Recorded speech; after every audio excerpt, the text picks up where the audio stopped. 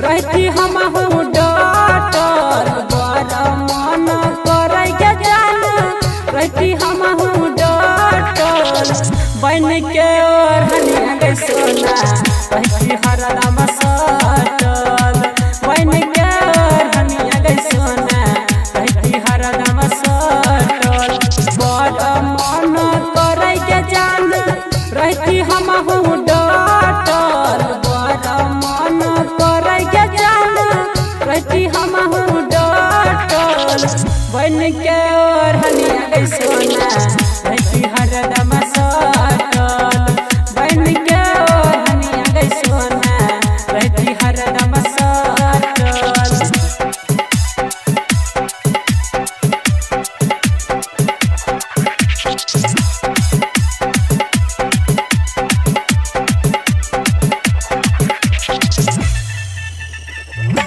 DJ ओम शंकर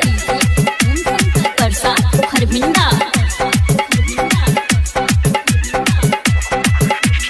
मायरे के मुसकी देखा के सकी नागिन जैसन चाल पर भेलियो दीवाना सुन गे सोना तोहर रेशम बाल पर लागे छही सुन गे जान तू आई रटल लागे छही तू गे जान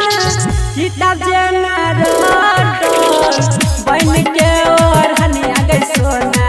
रहती हरदम सटल बन के ओढ़निया गई जान।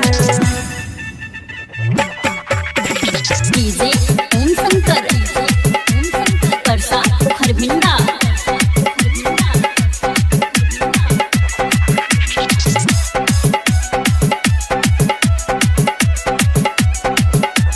लाखों में सुनर छही गे सोना तू हमर जान गई कोन माटी से बनल कतोरा बोला न भगवान गई